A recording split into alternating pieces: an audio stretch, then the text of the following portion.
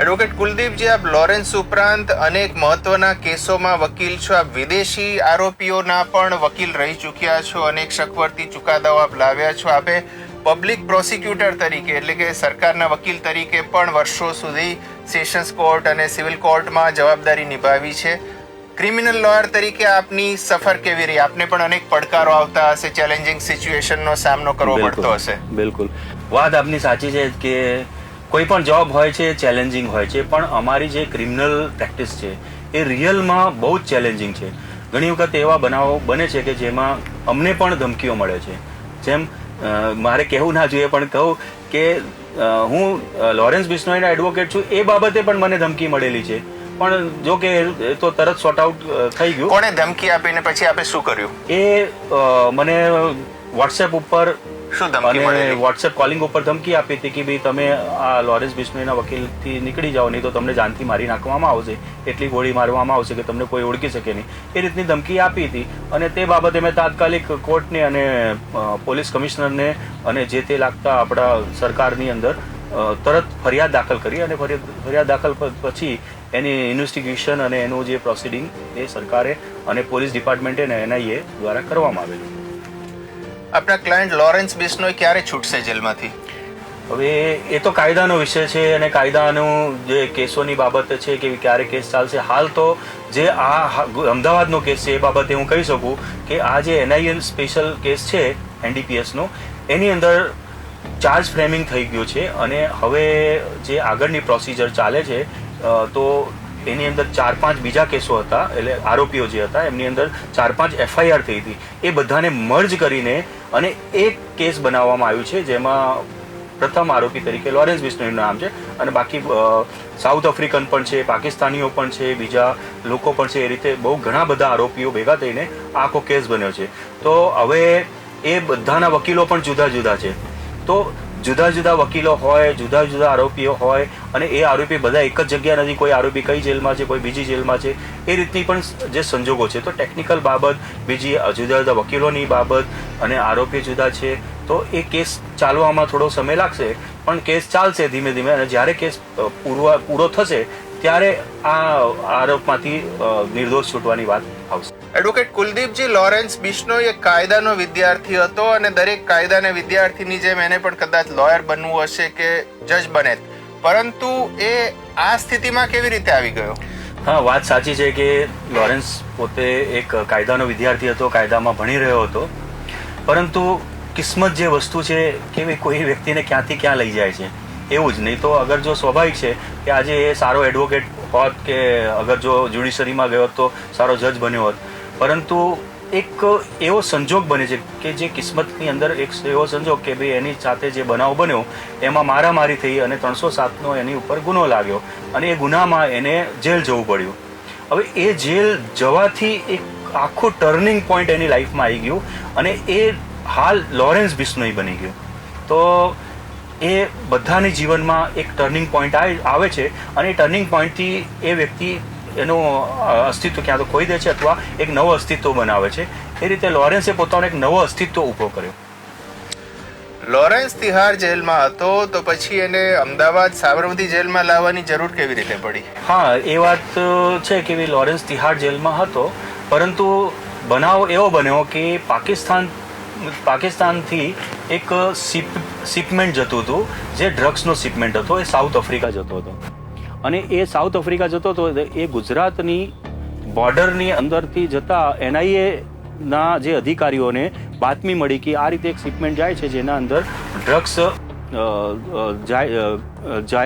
South Africa જવામાં લઈ જાય છે. તો એ શિપમેન્ટને પકડતા અને એમાંથી વાયા લોરેન્સનું નામ આવ્યું અને લોરેન્સને એની અંદર આરોપી બનાવવામાં આવ્યું અને આરોપી બનાવવામાં આવતા કેન્દ્ર સરકાર, કેમ કે NIA જે છે એ કેન્દ્ર સરકારની સંસ્થા છે ડાયરેક્ટ, અને કેન્દ્ર સરકારે પછી લોરેન્સનો જે કબજો છે એ NIA ને આપી અને એને સાબરમતી જેલમાં ટ્રાન્સફર કર્યો અને સાબરમતી જેલની અંદર હાલ એ NIA નો આ જે કેસ છે જે દર 14-15 દિવસે મુદત પડે છે, એ કેસમાં હાજર રહેવા માટે એને સાબરમતી જેલની અંદર મૂકવામાં આવે છે.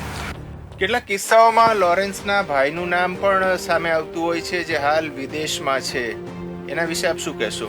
હા, એ તો હવે લોરેન્સનું નામ એવું થઈ ગયું છે કે હવે એના પરિવારનું નામ કે એના મિત્રોનું નામ, એની સાથે કોઈ ધારો કે કોઈનો ઘરોબો હોય એનું નામ, એ તો આવતો રહેશે.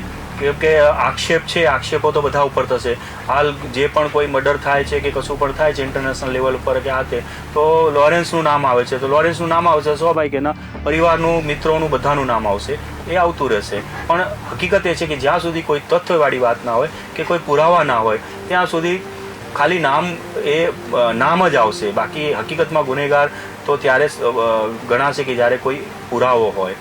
હાલ પોલીસે લોરેન્સના ભાઈનું પણ નામ લીધું કે મર્ડરમાં, કે અને સલમાન ખાનના ઘરની બહાર જે ફાયરિંગ થઈ એમાં પણ એનું અમલનું નામ લીધું કે એમના દ્વારા આખું કરવામાં આવેલું છે. પરંતુ જ્યાં સુધી કોઈ ઠોસ પુરાવા ના હોય ત્યાં સુધી ફક્ત આ નામ છે. તો લોરેન્સ બિશ્નોઈના ગુનેગાર નથી માનતા? જો ગુનેગાર નહીં માનતો, તહોમતદાર માનું છું. પણ ગુનેગાર તો જ્યારે ગુનો સાબિત થાય ત્યાર પછી જ માનવામાં આવે. હાલ એ તહોમતદાર છે અને અમારી વકાલતની ભાષામાં કે કાયદાની ભાષામાં તહોમતદાર ગુનેગાર હોતો નથી. જ્યાં સુધી સાબિત ના થાય ત્યાં સુધી કોઈ ગુનેગાર નથી. તહોમત તો કોઈના ઉપર પણ લગાવવામાં આવે છે. નરેન્દ્ર મોદીના ઉપર પણ લગાવવામાં આવે છે કે બીજા પણ મોટા મોટા લોકોના ઉપર પણ લગાવવામાં આવે છે. તો એનો મતલબ થોડી કે એ ગુનેગાર બની ગયા. તો એ રીતે લોરેન્સ બિશ્નોઈ ઉપર પણ આ તહોમત છે. હાલ એ ગુનેગાર એને કહી શકતા નથી. તો લોરેન્સ બિશ્નોઈને જાણે કે પ્રોટેક્શન આપ્યું હોય એવી રીતે ભારત સરકારે એક વિશેષ કલમ લગાવી છે. આપણે વાત કરી કે જેના દ્વારા બીજા રાજ્યોની પોલીસ કે ગુજરાતની પણ પોલીસ એને ટ્રાન્સફર વોરંટથી કોઈ કેસમાં બહાર કાઢી શકતી નથી, જેલમાંથી ન્યાયની અદાલતમાં લઈ જઈ શકતી નથી પોતાના રાજ્યમાં. તો શું આ એક અપવાદ છે કે પછી બીજા કોઈ આરોપી પર પણ આવી કલમ લગાડવામાં આવી છે દેશમાં? જો અપવાદ નથી, આવી કલમ અગાઉ પણ લગાવવામાં આવી છે. કેમ કે આ 268 સીઆરપીસીની સેક્શન 268 જે લગાવવામાં આવી છે એ એટલા માટે કે જે કેન્દ્ર સરકારનું કોઈ ગુનેગાર હોય, જે કેન્દ્ર સરકારના હસ્તગત એને રાખવાની જરૂર પડતી હોય અને કેન્દ્ર સરકારમાં ડાયરેક્ટ એ ગુનો બનતો હોય, તો એ એનઆઈએ જે કેન્દ્ર સરકારની સંસ્થા છે અને એનો આ ગુનો બન્યો એટલે એનઆઈએને એની જરૂર છે અને એ કેસ ચલાવવામાં આવે છે, અત્યારે ચાલવામાં આવે છે. એટલે આ સ્પેશિયલ સેક્શન લગાવીને કેન્દ્ર સરકારે એને સાબરમતી સેન્ટ્રલ જેલમાં રાખ્યો છે.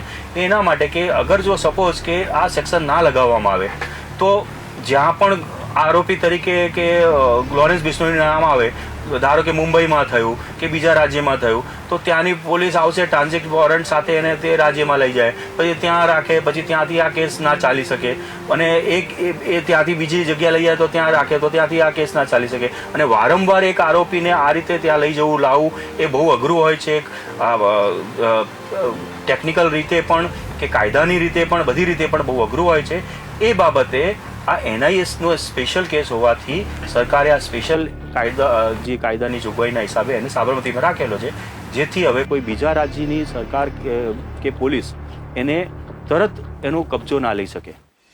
આપણે ત્યાં ન્યાયની ગતિ ઘણી વિલંબિત હોય છે. કરોડો કેસો અત્યારે પેન્ડિંગ છે, એ પ્રમાણે અદાલતોમાં મુદતો પડતી હોય છે, ચુકાદાઓમાં પણ લાંબો સમય થતો હોય છે. તો આપની દ્રષ્ટિએ આ કેસમાં જે ન્યાયની ગતિ છે એનાથી આપ સંતુષ્ટ છો? જો વાત છે કે ઘણા બધા કેસોમાં વર્ષો નીકળી જાય છે, પણ એ બધા સિવિલ કેસોમાં, ક્રિમિનલ કેસોમાં અમુક કેસો એવા અપવાદરૂપ છે કે જેમાં વર્ષો નીકળી ગયા પણ એનું જજમેન્ટ આવી ગયું છે. અને હાલ જે ઉપલી અદાલત છે, હાઈકોર્ટ છે, સુપ્રીમ કોર્ટ છે, એ નીચલી જેટલી અદાલત છે એમને પ્રેશરાઇઝ કરે છે અને એમને અમુક ટાઈમ લિમિટ આપતી હોય છે કે એટલા ટાઈમ લિમિટમાં કેસ પૂરા કરવા. કેમ કે કાયદાની અંદર એવી જોગવાઈ પણ છે કે ભાઈ આટલી ટાઈમ લિમિટમાં કેસ પૂરો કરવો. તો એ હિસાબે અત્યારે જે લોરેન્સ બિશ્નોઈ વાળું કેસ છે, દર 14 દિવસે એની મુદત પડે છે, મહિનામાં 2 વખત મુદત એની થાય છે. એટલે કેસ એની જે કાયદાની જોગવાઈ મુજબ જ સ્પીડમાં ચાલે છે અને કાયદાની જોગવાઈ મુજબ સ્પીડમાં ચાલીને કેસ લગભગ સમય મર્યાદાની અંદર પૂરું થશે એવું લાગે છે. એક છેલ્લો સવાલ, લોરેન્સ બિશ્નોઈ રાજકારણમાં જોડાશે, ચૂંટણી લડશે? જો આ સવાલ આપનો સારો છે પણ અઘરો છે. કેમ કે કોઈના મનની વાત હું પણ ના જાણી શકું, આપ પણ ના જાણી શકો. કેમ કે એ તો લોરેન્સ પોતાની મરજીની વાત છે કે એને શું કરવું છે, શું નથી કરવું રાજકારણ. પણ લોકો સાંભળ્યું છે કે મોટા મોટા દાવાઓ કરી રહ્યા છે. એક વ્યક્તિ તો એવું પણ સાંભળ્યું કે સેન્ટ્રલ જેલની બહાર ફોર્મ લઈને પણ ઊભા થઈ ગયા મારા સિલેક્શન માટે કે મારે લોરેન્સ બિશ્નોઈને ધારાસભ્ય બનાવવો છે. તો આ લોકોની એક ઈચ્છા છે, લોકોની વાતો છે, લોકોને આ બધી સમર્થનની વાત છે. પરંતુ આ જે લડશે કે ના લડશે એ તો લોરેન્સની પોતાની પર્સનલ અંગત વસ્તુ છે. એ હું કે આપ કે કોઈ બીજા ના કહી શકે. એ તો લોરેન્સને જ્યારે જે ઈચ્છા થશે એ કરશે. પણ હાલ એ જે ટ્રાયલ ફેસ કરી રહ્યો છે એ વાત હકીકત છે. આ સમગ્ર વાત કરવા માટે આપનો ખૂબ આભાર. તો મિત્રો, બી ઇન્ડિયા પર આ વિશેષ એપિસોડમાં આપણી સાથે હતા એડવોકેટ કુલદીપ શર્મા. વધુ માહિતી સમાચારો માટે આપ જોતા રહો બી ઇન્ડિયા, ભરોસો ગુજરાતનો. નમસ્કાર.